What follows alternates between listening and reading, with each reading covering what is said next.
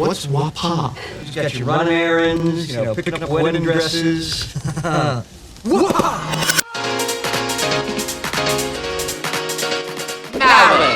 Marriage is what brings us together today. You're now listening to the Cutmaster Cast.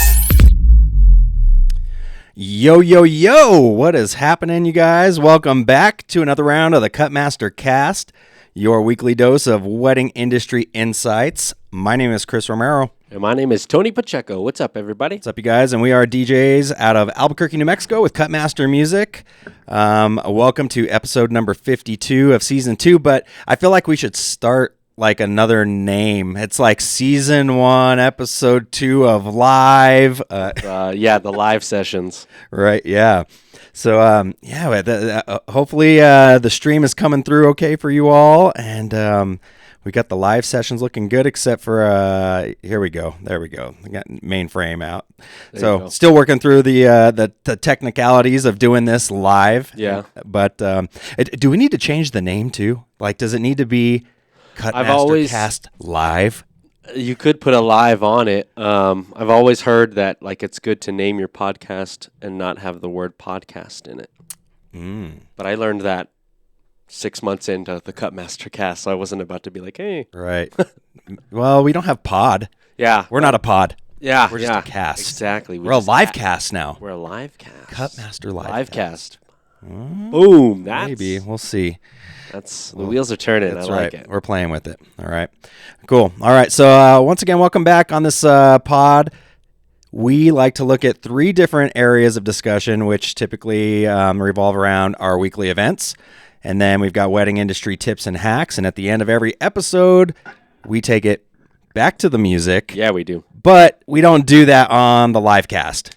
Unfortunately, because of copyright laws, it's pretty hard for us to go back to the music in that in that portion of the podcast. So we cut it off there, and then you can find it on Spotify or Apple Music or honestly, however you get your podcasts. Right. So if you want to see that segment, which I think we got some pretty good stuff in that, especially like today for the DJs out there, we're going to be doing our top 5 for downloads for the month of March. Okay. So you guys can check that out on Spotify. But let's talk about our events that we had this past week. What did you have going on? I was at my homie's barbershop. It's a fun way to give back to the community. We both just show up. Give him a shout out. Who is it? Ito's Barbershop. Okay. Really cool shop. My buddy Joe, he runs it, and they do just a really good job at. I feel like they buy into the experience of it, right? Like it's more than just a barbershop. You go, you get your towel done, you can get lined up and shaved, and all these really nice things. But every 3 months or so, he does like a Ito show where he'll bring vendors, DJs, or like I've DJ'd it before. A lot of times I'm booked, so we were like, lock this one in.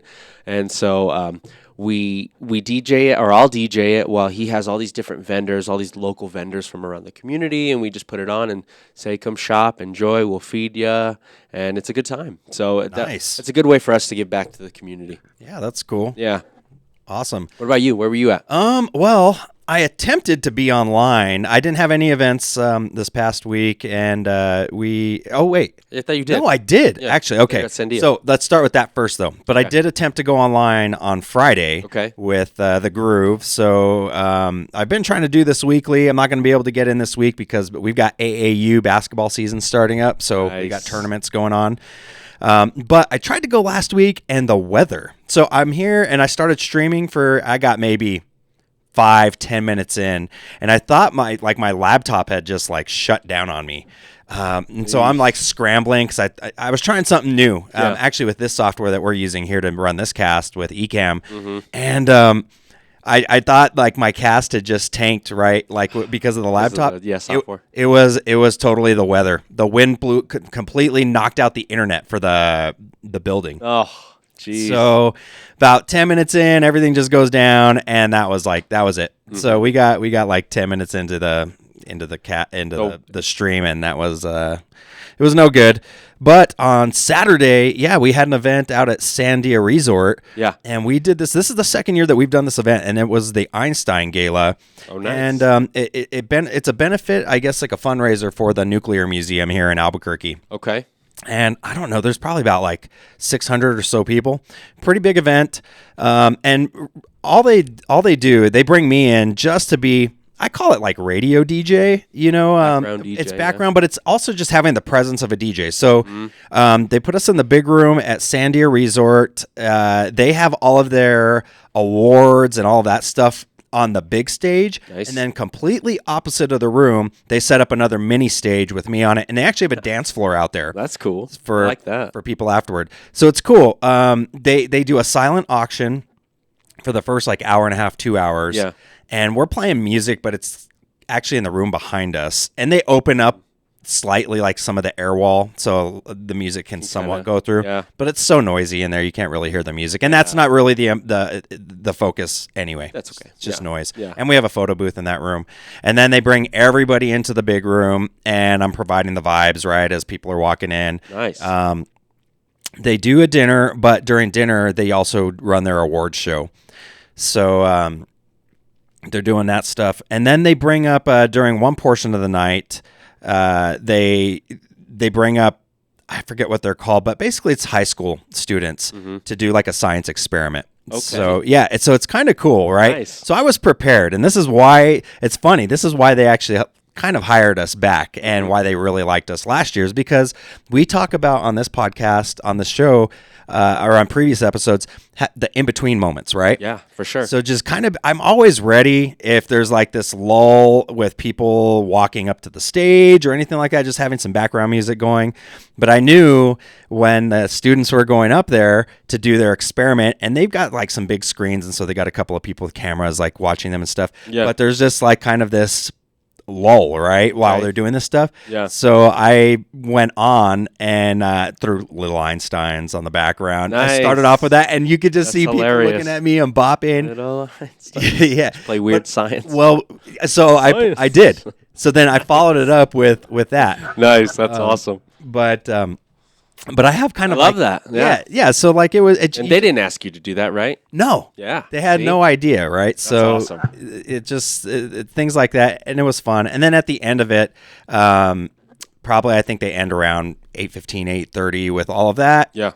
They actually had a live auction too, which was pretty cool. But those are fun to watch. It was pretty fun, especially their final prize was like this huge giveaway to Walt Disney World, and it involved like a training with lightsaber training, and they got to keep the lightsabers. Yeah. All this stuff. Wow. That package went for like over $6,000. It was it was cool. But then they, end the event, and they tell people you can stick around for some dancing. And last year it was like a handful of people kind of hung out. Yeah. I mean, it was okay. But most people, it's a casino. They eat and they bounce. Yeah. But this one, at the end of the night, I had a packed dance floor. Nice. Not for, I mean, we probably played for about an hour or so, but I would say that packed dance floor lasted about a good half hour. Yeah. Just a lot of people out there. Mm-hmm. And I was playing like a lot of anthem-y stuff. Of course, I threw like Cupid Shuffle in there. Like, of course, I didn't start off with that, but I threw it in there.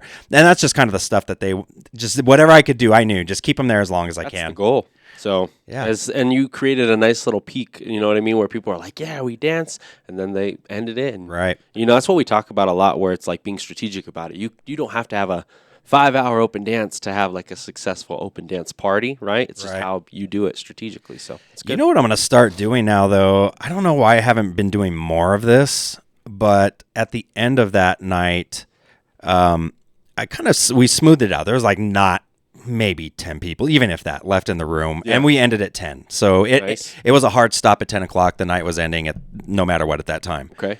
So it was about like the last maybe 15 minutes. There wasn't very many people left there, about 10, like I said, 10 or so. Yeah. I went into like Afrobeat vibes. Nice. And it's just like something clicked with me. I was like, why are you not doing more of this during like dinner? Yeah. And, because it really was like just smooth.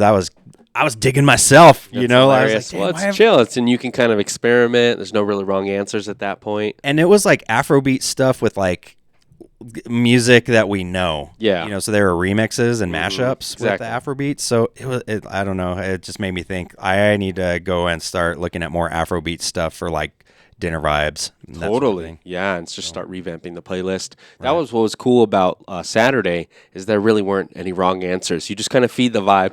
There's obviously a wrong answer in any kind of DJ setting, right? But like it opens it up because you can just play whatever you want. Chill house, pop, a little bit of dubstep, like all kinds of different ways, and everybody was loving it. So that's cool. That's what I like about these, like events like you did, and then like my corporate more event. Casual, not a wedding, right? Right. It's not. I get to play a lot of different stuff that I just don't normally get to maybe play. I can try some things out, and I'm not ruining someone's day, right? Right. So no. So, anyways, yeah. So that was it for events. Yeah, it was good. Last week I it was saw Bijou at the new backstage. Oh, that's we didn't cool. talk about that. How is that new space? It's awesome. They definitely lifted the stage. It's not as high as I thought it was. Okay. But I think we can do it. It's definitely an incline. I'd be interested to see your opinion. Great. I walked into the venue space, and the first thing I went to was the stage, and I was like, it's about by my thigh or so. You know what I mean? So it's higher.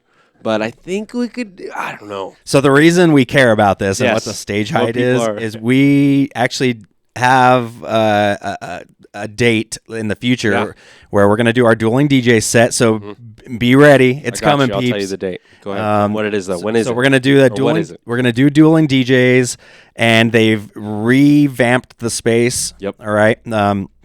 And so we were concerned because they were redoing the actual stage of us being able to get our DJ booths because my DJ booth, it's got to weigh like 200 pounds. Like you can't lift this thing up. Yep. We have to use a ramp. So it's like, how high is the incline? And it is July 21st. Mark it down. Mark it down. It's Sunday. Sunday Fun Day, July 21st. That's right. So it is going to be different. We're going to be doing a Sunday Fun Day but out it's there. Nice because it's either hot or rainy in this time of the year. So we get to be inside, air conditioned. We get to control how it looks and feels. And there's just a lot of really cool things. It's pretty much the same feel, but just a little bigger. They push the bar back and all that. Oh, so cool. Dang. Okay, so mark it down. We need you peeps to come join us. July 21st. We'll see you there. All right. Okay, so we are going to get into our main topic of the day, which is talking about, we're going to let Tony guide us through this, and we're going to be talking about the wedding report. And I think we mentioned this, was it the last podcast? Or I think ago? 2 podcasts ago, 2 episodes ago, you had pulled up a YouTube clip where the gentleman, his name is Shane McMurray, he was interviewed by a money podcast. Yeah, it was kind of like a business podcast, right? And so what he does is every year is he puts together a comprehensive look into current trends, preferences, and behaviors of couples planning their weddings. Now, they do this by focusing on insights that could be especially useful for wedding professionals, venues, and we got a whole bunch of key takeaways. So last week, or 2 weeks ago, I went to this sales summit. It was really awesome, and they gave us access to this wedding report where they just do a bunch of research and they give you numbers, and it's supposed to help you kind of think it gives you things to think about when you're trying to improve your business and where couples are overall spending their money and time and attention, right? So, and what this was interesting, they gave us the survey methodology, like how they actually obtain these numbers. And what they did is it's the Real Wedding Study. They captured responses from 9,138 U.S. married couples between January 1st and December 31st of 2023. Now, they were recruited via email on the Knot and their Wedding Wire membership, so that's interesting. Respondents represent couples from all over the country with various ethnicities, income levels, race, age, sexual orientation, and gender identity, right? So they have asked everyone, pretty much. Right. Anybody that's getting married last year, they're surveying. They had a really good idea of what their numbers are from, right? So the top 5 things that we got first was how couples are planning their wedding, right? So the first thing that they're doing is they're planning their budget. The second thing they're doing is they're making decisions. So what that means by that is they're prioritizing what's important to them, and then they're saying, okay, maybe I don't need an extravagant cake. Right. Maybe I need a better DJ. So that's what they mean by making decisions. Then they determine the guest list, how many people they want to be bringing, how much money does that entail.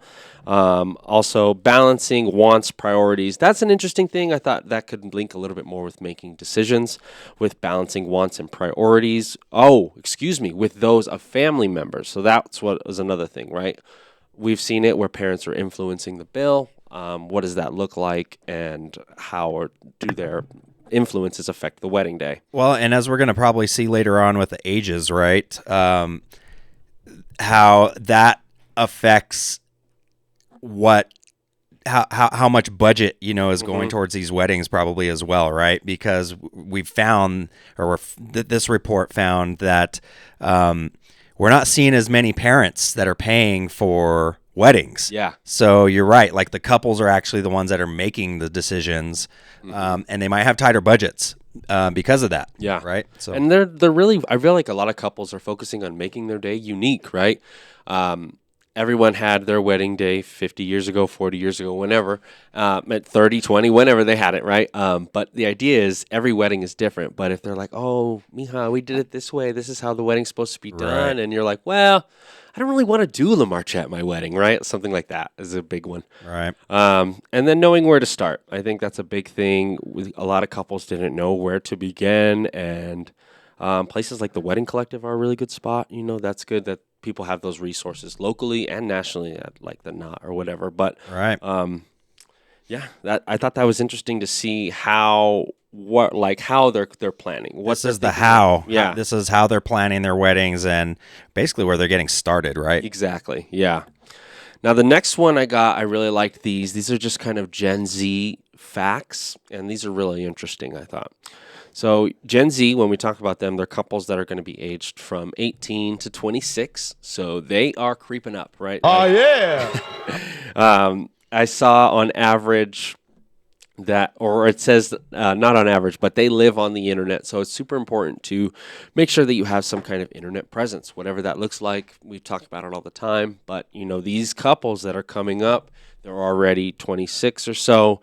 They are looking for your presence online. So that's a given. It's already happening, and it's definitely being reinforced.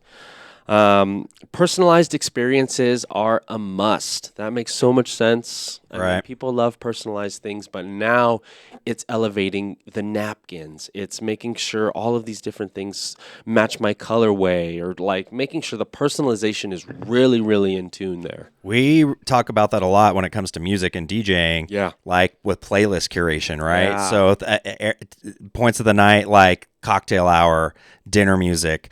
We try to encourage our couples to really personalize that, make it yours. Like if you've got some eclectic taste in music, that's not mainstream dance music that we're going to use later on, throw that into your cocktail hour and dinner. Those are the times to use it for sure, because people aren't paying as much attention to it, but it's a great way to personalize your tunes. And I'll get that all the time. Couples will be like, they don't like my music, but it's perfect for that. Right. So we're always looking for ways, and we think that, and we've been seeing that, and this just reiterates that they are looking to personalize as many aspects of the wedding day as they can. So if you have access to certain things, or if you have a Cricut machine, or if you have another way to personalize your photo delivery in different ways, right? That would be really amazing. Something I just saw, I just thought of, it was the DJs giving their couples a flash drive with their playlists and everything, and this is what we played. I thought that was awesome. And then I thought, take it one step further, make a CD with like a custom image of them, and it says like after party, and they don't even have to play it, but it's a physical CD that they can look at, and it's a tangible thing that they can hold. And then you also give them a plain flash drive that has nothing, but that physical is a next level way to just upgrade yourself. I'm gonna give 8 tracks. Yeah. Do you know what? Do you even know what an 8-track is? They're like big old squares. My grandma had her Cadillac, and we had to put it's like a Nintendo 64 cartridge. You know what I mean? So they're huge. Real quick sidebar on that. I just listed a house because I do real estate as well, as some of you know, and recently, and they had an estate sale, and there was this really cool vintage like record, huge. You know, like those of you that know, back in the day, there was like this big giant speaker, and it had like the record player on top of it, right? And you would store your music, your records. But this thing, when we opened the drawers, it had a bunch of 8 tracks in it on top of the albums. No cool albums, I looked. But there was 8 tracks in there. I was like, oh my goodness. Yeah, that's cool. Yeah, I'd seen one of those in forever. I mean, I've seen, last time I saw him was at my grandma's garage cleaning it out. She's got a box of them. Crazy. But yeah. All right. Just adding personalized things, keep it rolling. Right. They buy from businesses that align with their values. I've seen that a lot with millennials, but of course I see that as well. I feel like you're not putting it out there that you're LGBTQ friendly, right, or green, right, or doing something for the environment, linking your business to a cause, right? Like those can benefit you in a way, right? I think it's a really good thing. These 2 stats are cool. 67% of millennials are using Pinterest, while 72% of Gen Z are using Pinterest. That's actually interesting because I don't think I have even looked at Pinterest in. Pinterest is such a unique space because I've seen people crush it. It's beautiful for SEO. If you're doing it correctly, people can search your things and find you immediately because they're all actual website links versus like, go to the link in my bio, right? Like they can tap that and it takes them directly to your source. That's something we need to, I guess, probably look at a little bit more. Pinterest has always been an interesting thing, but it's such a monster. But I think if you just it's like blogs. Right. Well, and that's the way I used it before. So if you go and look on Pinterest for Cutmaster Music, you're going to find us on there. But the content is so old, and that's really all it was. It was old blog posts that was like a top 10 list of this, right, or checklist, different things that at the time we thought would be useful for your wedding day. Sure. Yeah, and I think it's coming back to like old things become new, get recycled, right? We stopped using Pinterest. I remember using it in like 7th, 8th grade. You'd make your wall. It was your aesthetic. Right. And now brides are making their wedding there, right? And it makes so much sense because it's a cool space to centralize ideas into folders, right? And so that's what I like about that. All right. Next, 32% of millennials want to communicate on text, and 42% of Gen Z would rather communicate on text. Yeah, and that's not surprising. Yeah. I know that they're growing up with the phone in their hand, right? This is the first generation to fully have the smartphone in their hand. Yeah. Or like just around. Right. So that makes sense. And, based on marketing gurus, kind of like Alan Berg and people in the past that I've seen, they've all said, communicate with those how they're communicating with you, right? Yeah. So if you might be wondering why you might be dropping off or getting ghosted.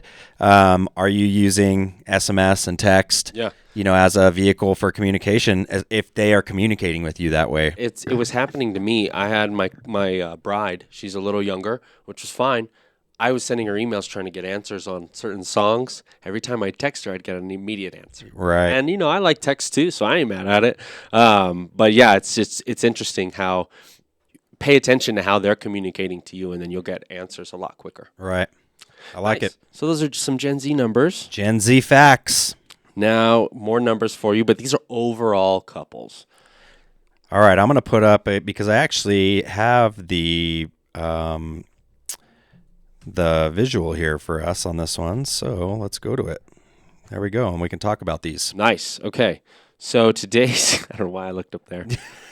Oh, dang, you got it? I know. That was magical.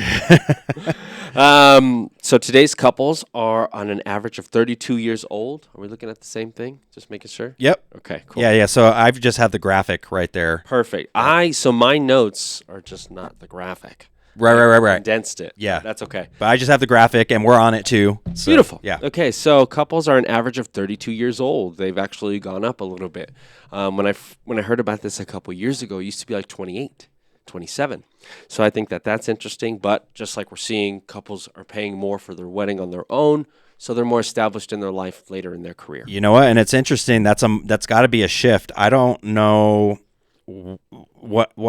exactly what it used to be, but I know we used to talk 20s. about. I was going to say it was mid to late 20s. Yep.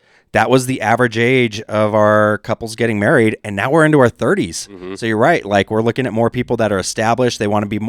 They're going into their career a little bit longer before they're making the jump, right? Yeah. Which is smart, because then I feel like they're getting the wedding that they want versus forcing themselves into a tunnel. I didn't envision myself getting married until a lot later, right? It's not as like the cultural norm to get married as early now. Right. Well, and I'm interested, I don't know if this is on here or not, but what the average engagement period is. I thought it was 15 months. It is on here. Watch. Oh, yeah, it says right there. They're engaged for an average of 15 months. Yep, there you go. So, I mean, that what that's telling me is we're seeing engagements happening late 20s. Yeah. Early 30s still, and then the actual marriage is happening, 15, it's a year and a half later. Yeah. Right. So, okay. Yeah. So let's see. 75% of couples say guest experience is the most important. That makes a lot of sense, because that's how you can make your event memorable, is people talking about your event and being like, oh, remember the dance we had? Or remember all those signature cocktails were sick. They were named after the dog. Right. And that's huge, because that's the largest number that, we're going to see here. Yeah. That 75%, that's, 3 out of every 4 couples, the experience matters the most. What are the emotions? What are people walking away thinking and feeling from your event, right? Yeah. So think about those things. Even if you're selling photography, what are your couples going to experience when they open the actual photo book? Is it just a link? Does it turn into something? I don't know. Just thinking about those. I've been trying to push myself on, like, okay, I'm awesome at what I do. Now, how do I go above that? Right. With what else can we do to under promise and over deliver? Absolutely. So that's, and you have to think of all your touch points, right? Yeah. So from someone very first clicking on your website, actually even before that, what do they see when they go to Google? Okay. Yeah. When they go to Google, what does your Google My Business profile look like? Is that even up to date? Have you guys even looked at that? Have you been doing posts on there? Have you been updating your pictures? What is your TikTok and Instagram? Yep. When they go and click on there and they're looking for the best Albuquerque florist, and their picture pops up. Yeah. What is that experience? And they're looking for your consistency as well, right? I guarantee you they're not just tapping at the first one and being like, okay, they're relevant. They're looking and seeing, when was the last time you posted? They're doing their research. You'd be surprised how many of these kids are just on their phone. It was on SNL the other day. These 2 young girls, these police officers were trying to solve a murder. And they were like, found him. I found him on Instagram. I went to his viewed stories. So they're doing their research. And they're making sure you're being consistent and not just posting every month or something like that. Right. So just be mindful of that. 68% of today's couples are millennials. Makes sense. Yep. 14 is the average number of wedding pros hired. That's interesting. Right? I wish we had what the top 14. I've got them. They've got them. Yeah. Or they don't have the top 14. They've got 1, 2, 3, 4, 5. Yeah. 6, What are 7, 8, their 9. top ones? The top one is wedding dress, 92%. 91% is venue. Okay. 89% photographer. Yep. 87% wedding rings. 86 caterer. 87% wedding rings. That means only like 9 out of every 10. So not everybody's getting a ring. Oh, wow. Or maybe. I mean, yeah. Pros hired by couple. Yeah. Wow. Well, I'm just curious. I wonder what that number has looked like over time. It's about the symbol of, you're right. That makes sense. Right. Okay. 86% was caterers. Okay. Then 86 was menswear. Mm-hmm. Then back then, only 8 out of every 10 guys are getting dressed. That's cool. Okay. 80% was cake. 76% was beauty, and 72% was DJ. Snuck in at the end. So that means only 7 out of every 10 weddings are getting a DJ. So my guess is the other 3 are either having no entertainment or a band, I would assume, or instruments or something like that. Which makes sense. There's couples who can DIY and do it themselves and are happy with that. And this really aligns with there's a wedding for everybody. Right. Okay, cool. Yeah. So let's see. So it looks like couples, or 91% actually, let's go above that, right? I lost my place here. 40. Oh, this was interesting. 42% of couples picked a fall wedding date. Mm-hmm. All right. So what do you do with that, right? Like, make sure you're booking your fall dates. That's what I thought. But then maybe if you're offering certain... Well, that means 60% is happening don't discount outside fall. of that. If I'm fall is the biggest time of year. Yeah, don't discount fall. Right. And right. As a vendor, that's what I'm thinking. That's your most popular time of year. Yeah. But for couples, if you are looking at a fall wedding, you probably need to be looking more than a year out. Yep. You can't be getting married at Christmas time or getting engaged and thinking that you're probably going to book your venue space and your vendors for the fall. That's so true, and it's so sad, but it's so true. People are thinking way ahead of you, and it's important to remember that. Yeah. Okay. Couples spent an average of 91%, or they did 91% of their wedding planning online. Yep. So that's something I think that's super important, is making sure you're just tech savvy in some kind of way. Emails, having the proper CRMs in place where you can actually they can just do it all online. Right. Couples will bring in checks. I would say go even further than that. If you are a vendor, like in our case, I would have an app available, right? Because nobody wants to go to a website and then if it doesn't, shape right in the phone and things like that, or resize. you send them a link that they have to print out and fill out. Hell no. Yeah. That will not happen. They need to do it right on their phone. And if there's an app, oh my gosh, I just have to fill in the blanks. That's one of the biggest compliments that we get from our couples is an app that we use at Cutmaster. And it makes all their planning. They can do all their planning there, agendas, timelines, music curation. They can import their Spotify, Apple Music playlists. And I feel like 7 to 8 out of every 10 couples make some sort of comment that the app was great. Thank you so much. It's just really cool because I always say it's a centralized space for your thoughts, right? It's kind of like a Pinterest idea, right? Where you're like, okay, that's my DJ right there. Yeah. And so I don't have to put all these folders together or get music playlists and keep it all organized. It's all right there. So it's really convenient. And it's shareable. Like our app, I mean, they can make music requests like ahead of time with your guests and stuff. So just, makes it easy. Let's see. So they spent an average of 7 hours a week planning. Interesting. Okay. An hour a day. An hour a day, yeah. All right. Engaged 15 months. We said that. Yep. After 6 years. Oh, we've got our new first dance song. All right. Ed Sheeran by Perfect by Ed Sheeran was the #1 first dance song for 6 years. And it is now Can't Help Falling in Love, Elvis Presley. Aww. It's pretty nice. I wonder, was that the song before Perfect by Ed Sheeran? Right. We need to look that up. Because, I mean, that's some old school stuff right there, right? That's true. So people are going back. I wonder if it went back to what it was before Ed Sheeran Perfect. I could see that. All right, cool. So those are the things that couples care most about. Yeah, and then I think we have a couple percentages on that as well. Things couples care about. We talked about guest experience. They care about the cost and the budget. Another one, 64% budget is a huge thing. Next, 63% is personalization. 62% is the overall look and vibe. And then 62% food and beverage. So yeah, it just means that they're really considering pricing in every aspect and what they're looking at. So what it says here is make sure you're putting your pricing on making sure your pricing is accessible in some type of way. We definitely have them reach out to us and then we send them a link to our pricing, but making sure you're being transparent with them right away, right? I think it's nice for us.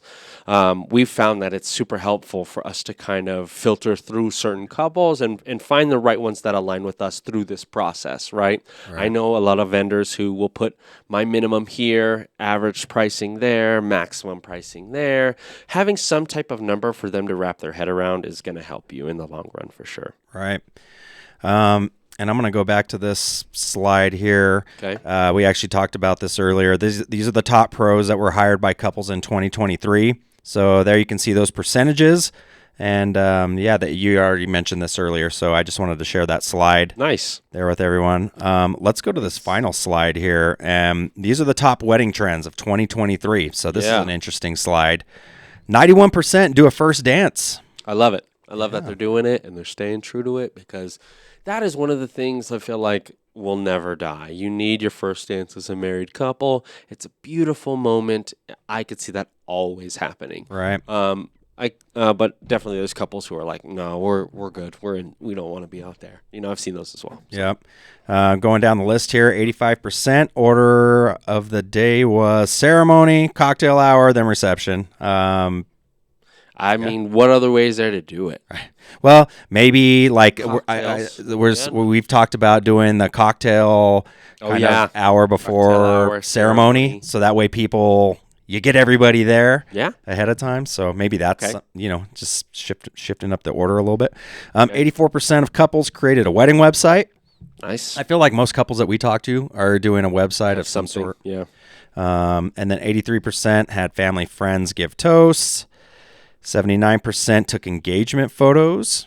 Nice. I know photographers, at least that we've had on the pod, have talked about they like it and almost require. I know there are a couple of them that require engagement photos, right? So that way they get comfortable being in front of the camera and that sort of thing. So that's a big reason I know that they like to do engagement photos. Yeah, you didn't realize you needed it until you're in front of that camera and you're like, oh, this is awkward. Because then someone's in front of you like and I think 9 hours. A lot of them are packaging it like, no, it comes with engagement photos and we really need to do this. You need to do this. Yeah.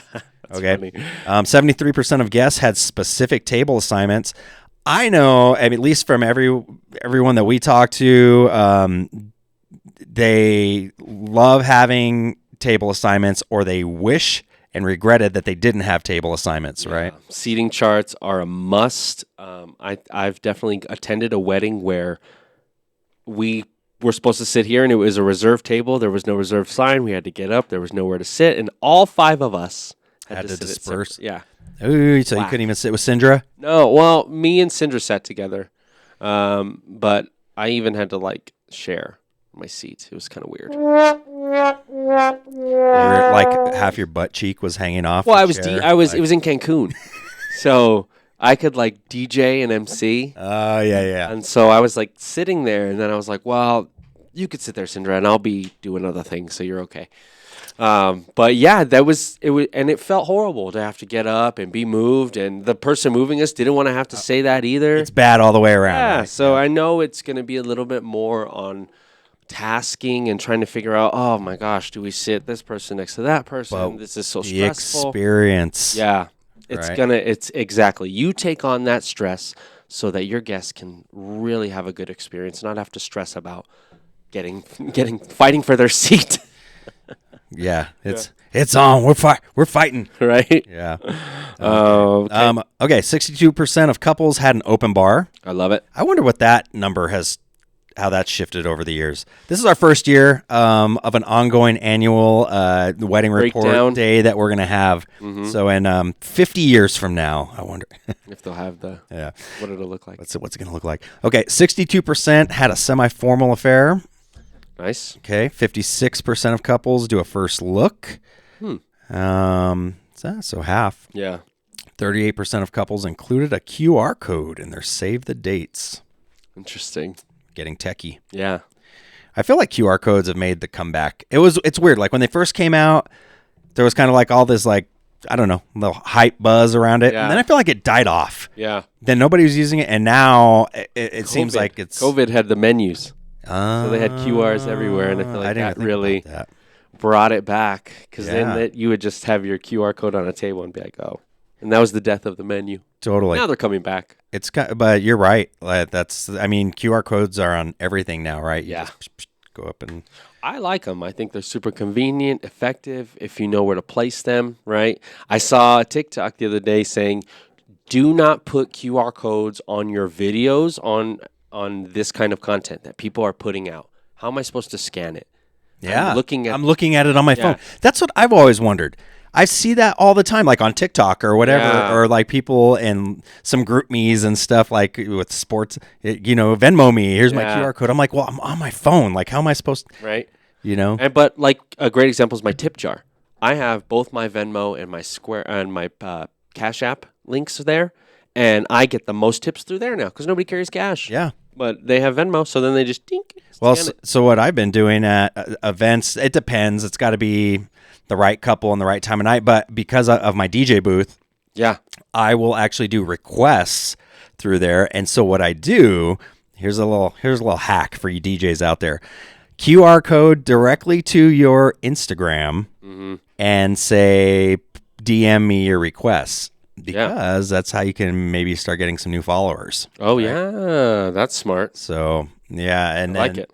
And then you obviously you just need to be checking your DMs, with the requests, but you see your notifications popping up and whatnot. So, yeah, that's something on my screen. I'll pop it up. And I won't leave it there the entire night. It's usually something that will scroll through in the midst of monograms and stuff like that. So, but then people are coming up to the booth and no requests.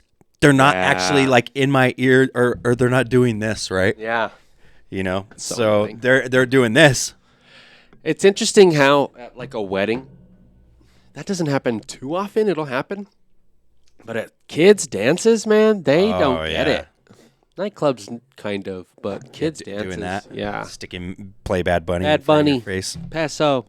I got it. Man. Cool. Yeah. So, and then we just had kind of like the 5 big takeaways at the end from the wedding report. Yeah. That was our final thing. So one was focus on personalization. I think that's really, really key. Making sure you can stand out from the rest and making sure you're giving them personalized items, whatever that may be.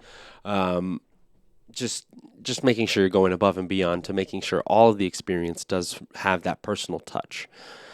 Being experience obsessed, that makes a lot of sense. We don't even call our packages.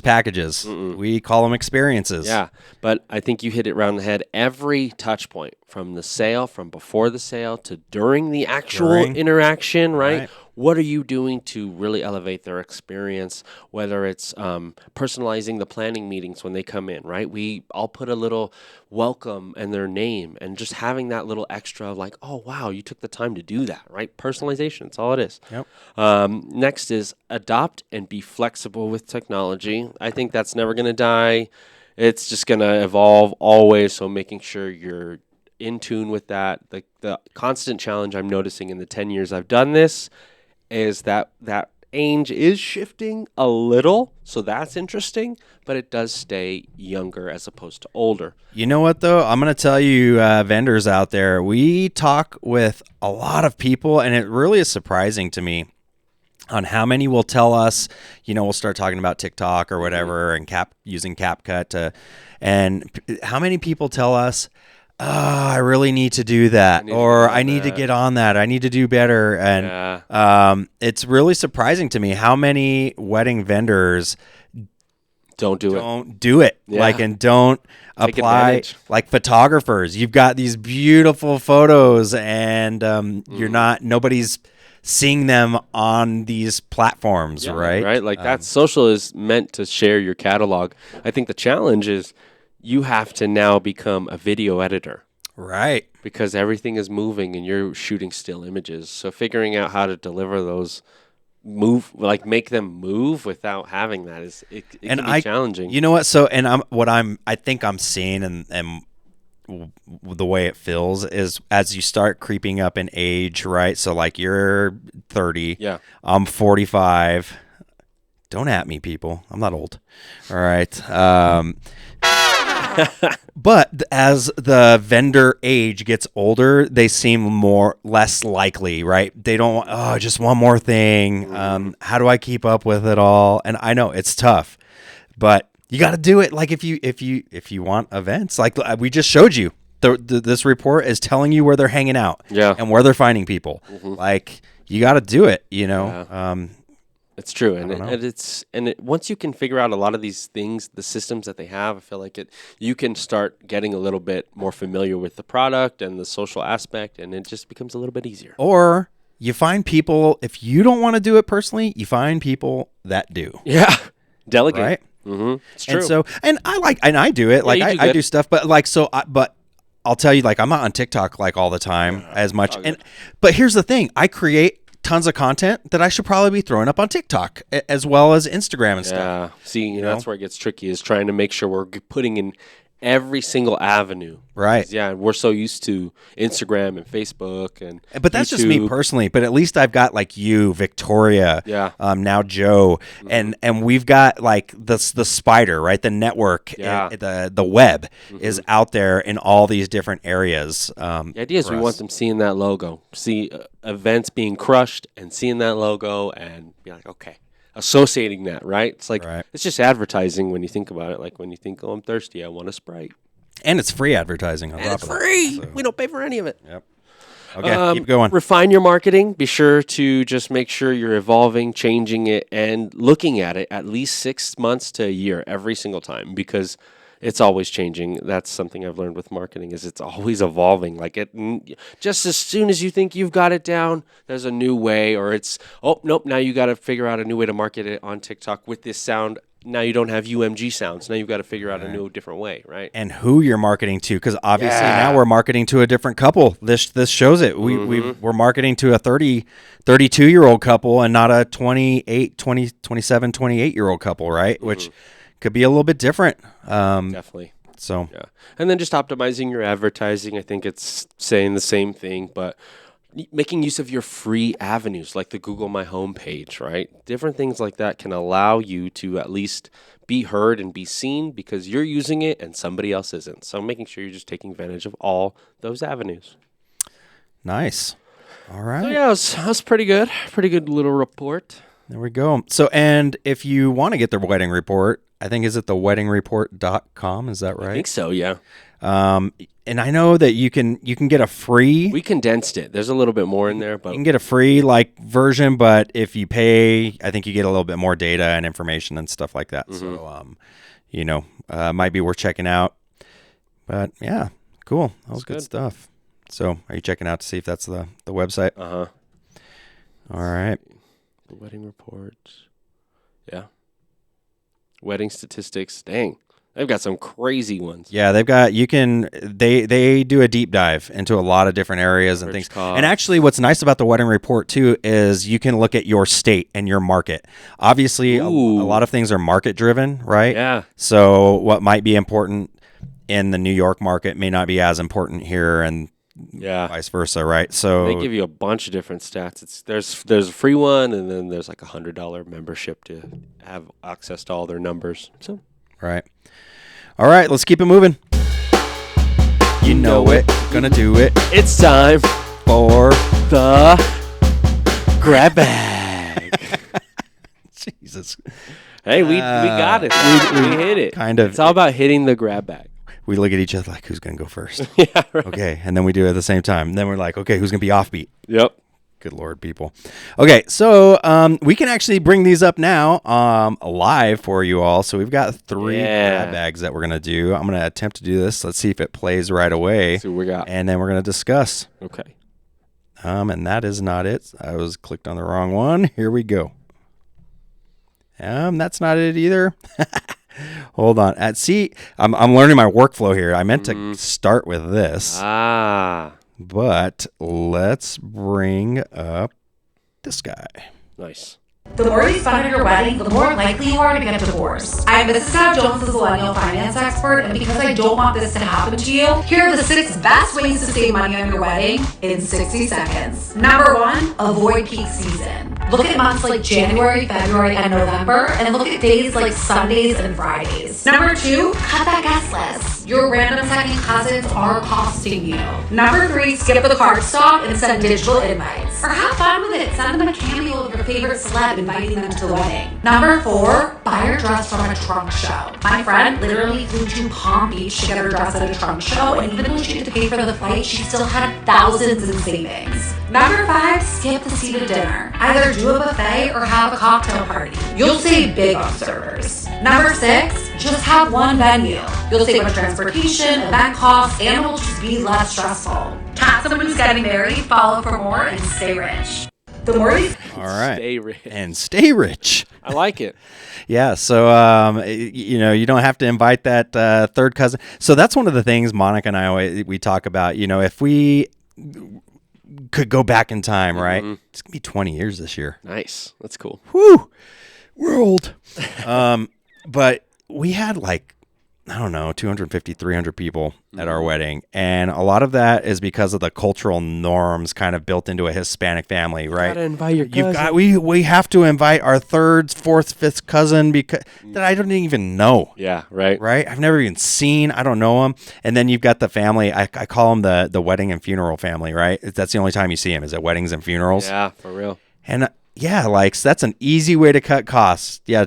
Yeah. Don't invite even your first cousins that you don't see, right? I mean, I like to think of it as each person that is invited to the wedding has some kind of role in those people's lives. I like to think of it that way. It's a good opportunity to have certain family members, maybe from a far side of the country, to finally meet them, right? I've seen that. Yeah. And I think we're seeing that, like, so the wedding report's showing us Yeah. they want it to be more personalized, right? And more even personable. And we've been seeing guest count numbers going down. Totally. Going down. I mean, when was the last time that we did like a 500 person wedding? It's been a while. Yeah. I mean, I can't think of. I did 3 last year. that were over 500? No. I did 300. Oh, yeah. Around 300. Right. Two. Like, I mean, I would say our average guest count tends to be 100 to 150. Exactly. That's usually the so sweet spot. I think we're seeing that, like, the weddings, the actual reception's getting smaller. Mm-hmm. So Yeah, and then taking advantage of those off-season dates, I think, are so genius, right? Everybody and their mom wants to get married in fall, so why not get married in February? You know, Right. Like I think it's important to think about those things. January's tough. A lot of people are practicing like dry January and stuff, but you will save money. that's right. So All right. And- Here. I was gonna say that Go ahead. dress trunk thing. I didn't never heard of that. Oh, yeah. I hadn't either. So I don't even know. I don't know what I don't- dress swap meet kind of vibes. I guess so. Yeah. You just, I tell us in the chat, in the comments. Yeah, let us know. Let us know but it sounds like you save money going to those. I That's don't a know. good idea. So maybe is that like Sneaker Con? Yeah, where they go and trade dresses. Yeah, trade dresses and I don't know. She saved thousands apparently. Hey, so do what you got to do. Yep. All right, here's the next one on the grab bag. Wedding tips from a photographer. This time we're going to talk about booking your vendors. The best advice I can give is as soon as you booked your venue and you have a date, to start looking at the vendors that you really want and really prioritize your one-a-day vendors. There are wedding suppliers and vendors that can only do one wedding per day. And once your date is booked, it's booked. So for example, photographers, videographers, musicians, hairstylists, makeup artists, we can only do one wedding per day. So it makes sense to prioritize these bookings just to make sure you get the person you want. The good news is that the vast majority of wedding vendors will just take a small deposit. It doesn't mean you have to fork out absolutely thousands to secure your wedding suppliers. You can just pay small deposits, and then once you've booked the people that you want, you can sit back safe in the knowledge that they are booked for your wedding day. For more tips like this, give us a follow. All right. Nice. So, yeah, book those. We've said this before, and we talked about it a little bit earlier on the report. Get your vendors right away, especially if you find somebody you like, because chances are pretty good if you really like them, there's a reason, and there's probably a reason a lot of other people like them as well. We're getting inquiries for May of next year now, so that's really exciting. We're getting the 2025s. Yeah, exactly. They're definitely coming through. So, book them soon. Get them locked up. It breaks my heart whenever somebody tells me, "Oh, this is my day. You've got to be the person." It's like, I'm so sorry. I'm booked. Well, I'm not booked that Monday. Yeah, right. Bring me in on Monday. I'm not booked that Monday. Actually, we just got a inquiry for a Monday and a Thursday Wedding? Yeah. Thursday. That Thursday one. Yeah, the Monday one was interesting. It was kind of crazy, and they were like, "Yes, it's a Monday." Wow. So yeah, I don't know.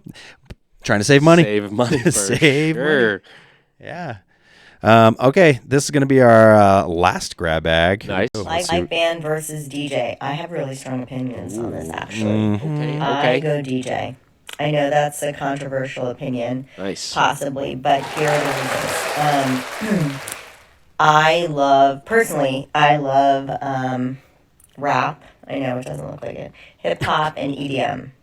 I love Great. everything, but to dance to, because I really love to dance, I'm going to listen to, like, I'm old, like 80s and 90s, like hip hop and rap, and like, I'm gonna listen to pop and all of that too. But I like certain music that a band wouldn't be able to play. So you have to think about what kind of music and what kind of songs you want played for dancing.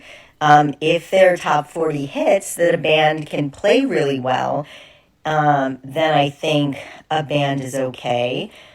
As long as you find a great band that you like within your price range. Bands are also very expensive, and depends on how big the band is, right? Everybody's got to get paid.